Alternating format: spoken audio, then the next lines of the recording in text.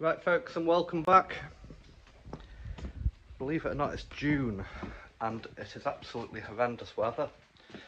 We're not managing to get a lot done. So we're doing work outside on the yard just now. We bought new second-hand yard gates about 5 years ago and I meant to fit them. Life gets in the way, other things happened and they never went on. Basically, there's always been like a 6'6" fence around this yard. It's always been fenced in, but a delivery driver backed into one of our gate posts and snapped it off, and then we were building this shed behind us and we're having to get 20-ton loads of hardcore in, and then we had to get concrete in. So I took part of the fence out to get the lorries in, and then I never put it back up, and that's been fine. But because it's not fenced in and the gates aren't shut, people do come into the yard, nosy people more than anything, have a poke around.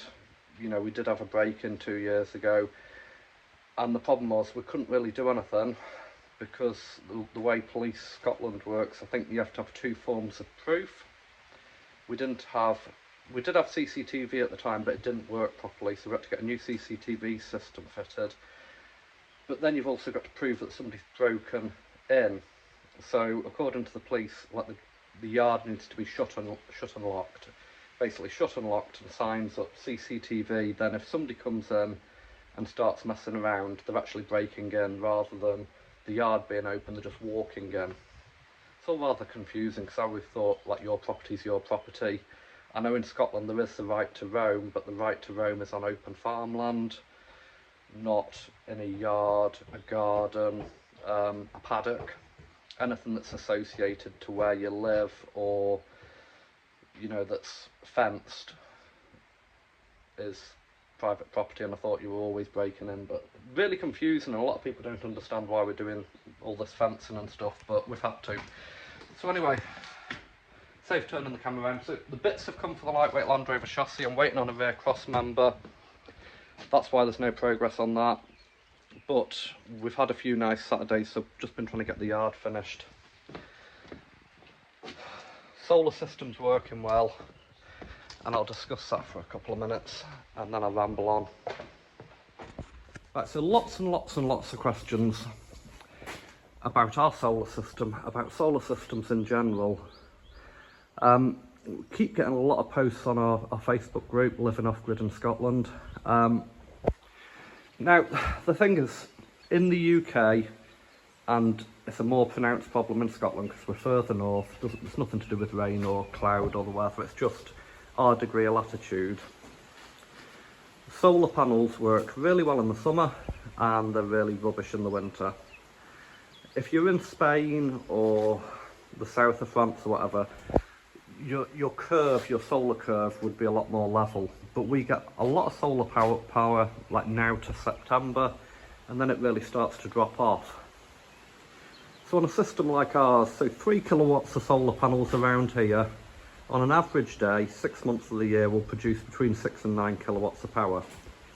So most houses, most people, most small holdings would survive just with 3 kilowatt of solar panels for their domestic usage. The problem is the winter. And the winter is becoming more of a problem. We've got 2 diesel generators set up down there, wired up, plugged in. One's on an auto start relay, one's as a bit of a boost.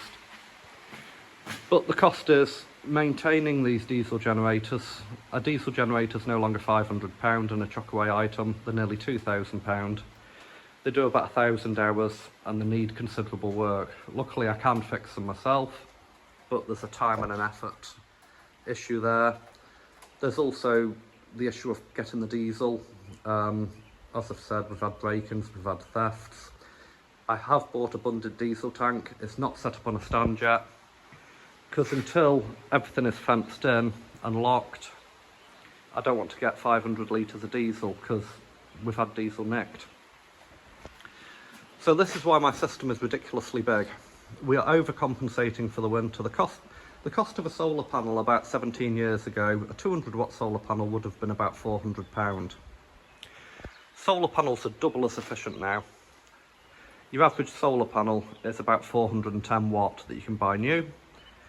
I was lucky, I bought some in December for I think £56 each off City Plumbing. I bought some the end of April for £50 each delivered. You can't get them for that price anymore, so don't bother looking. They're about 74 each. So I've got more solar panels to go up that I've not bothered doing, but basically at the moment we've got 4 main solar arrays. We've got new panels on the side of the shed, we've got 2 lots of second-hand panels flat on the roof, which is 15-degree angle, and we've got some panels at 57 degrees, which is our degree of latitude. Now this system is more than meeting our needs. Batteries are full just now, everything's full, batteries are charged. We basically, since we've commissioned the system, we haven't run the diesel generator. We ran it on the first day just to make sure the batteries had a boost, and we've not had to use any diesel. So that brings the question of, should I fit more solar panels? Solar panels are cheap. I'm seeing second-hand solar panels coming up for like £20 each. The brackets are more money than the solar panels are costing, and the charge controllers. But I am wondering, so due south is that way. I always thought south was that way, but I've got a better compass. Due south is that way. So my panels at the moment are all facing southeast. North is that direction. So I've got a shed roof here that's a really good shed roof. It's box profile, easy to put panels on. I could put 8, 16, 24 modern solar panels on that side of the roof, but they would be kind of northwest facing. The sun does set at that angle, and I can't find any calculators out there to calculate what my production would be, but I'm weighing up putting solar panels on the wrong side of the roof. My reasoning for that is that they'll be up there out of the way, the cable runs will be short, so we won't be spending a lot of money on cables. They will be on a 15-degree angle facing northwest, but if we put another 9.9 kilowatt of solar panels on that roof,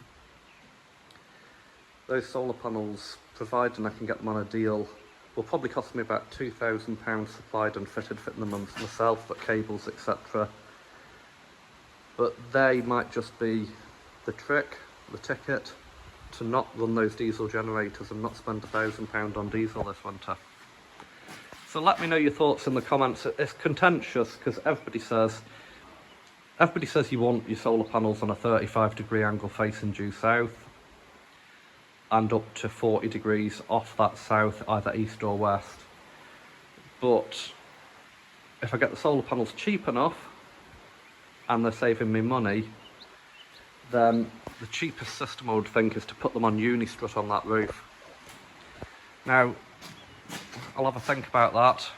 I'm probably talking absolute crap, but I am tempted just to put 8 solar panels on there temporarily with a generation monitor and see what they produce.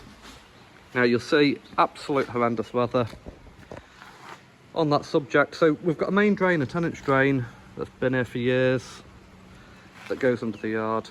Sorry, I'm gonna have to stop filming because there's a tractor coming down. Sorry about that, folks. So they're spreading slurry today. Probably not a good idea in the rain, but hey ho. Right, so this is where the fence was. So I've took the fence down. The fence was put up in 2011, and it was 4-inch softwood posts going straight into the ground with larch board and larch rails. So the larch rails and the larch boards were fine, but the posts were all rotten off at the bottom and it was all falling over. So I'm getting my gates on. This area here has always been a parking bay, and I've levelled it several times. I've put hardcore down and it always just seems to be a dumping ground and covered in weeds, and I'm pissed off with it. And we're also getting water sitting here. So there's been a 10-inch drain under this yard for quite a few years to take the water, take the surface water, and it's been working well. But I've decided to put 3 manholes in this year. So I've got a grating behind there. See, the water sits here. I've got a manhole there. Yeah, so the idea is we've brought the level up and we're going to concrete this bay to divert the water there, and then we're going to run a channel down into this drain, so any water coming this way rather than pooling here will go into that drain, and then eventually definitely that section of the yard is going to get concreted, and that'll probably be block paving or gravel in the future. But the quote for concrete for that's £1,200 just for the jigger load for 8 cubes, so what's that, £150 a cube? Sounds a lot of money. So we need 8 cube for there, we need 8 cube between the gates and here, and I think we need 6 cube along the side of the track. So that's what we've been doing, that's what we've been up to the last few weeks. It's nothing very exciting, but it's just jobs you've got to get done. You know, we've got ground here that's wasted, we've got a dumper sitting there that needs a clutch sorting, we've got a tractor there that needs a clutch sorting. We just need to kind of get a tidy up. We've got loads of room here for parking, but we're parking just everywhere at the moment, it's a mess. So if we concrete that, we get 3 parking bays back, you know. And then I'll get the red Land Rover moved, get the green one in one of these sheds, maybe in there, and start on the chassis works and see how far we get. The engine did turn up after 3 weeks. 3 weeks for a pallet to get delivered.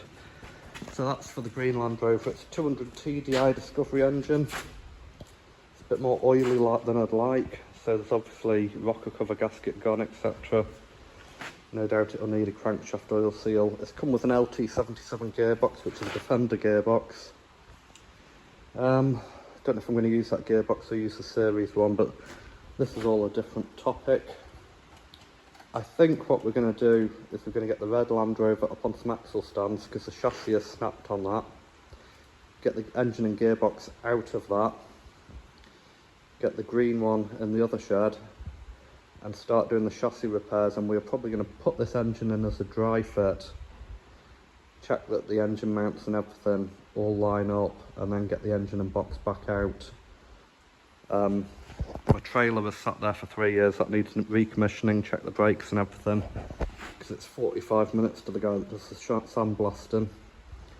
But I don't intend just to take the chassis. I'm gonna sort a pile of parts out. Like that military bumper's not bad, and it is galvanised, but I just need the rust shot blasting, and then we'll do it with some zinc paint. So I think we're probably going to aim for the winter and get like the chassis basic welding done, bumper ready, any other parts for that Land Rover, get it all on the trailer, drop the trailer off at my mechanics, get them to shock blast it all and prime it, and then I have got room in that shed once the chassis is primed to paint it in there where the dumper is and get a dry fit done with the engine and stuff. But this is going to be a long-term project, like 2-3 years, because we need to get this Defender done. But the Defender's just running into complexities. Everything's bloody dear, everything's a fortune. So I'm just taking it one step at a time. It will get done, but there's just no rush. You know, more rush to get the gates on and get the yard concreted and get more solar panels maybe. I think the trying time will be, see when we come to October, is to see how much power we've got, and I need to get that Victron monitor set up, but the thing is everything's working just now. So if you want to follow along, give us a like and a subscribe and drop us a wee comment, and hopefully we'll get some more interesting footage.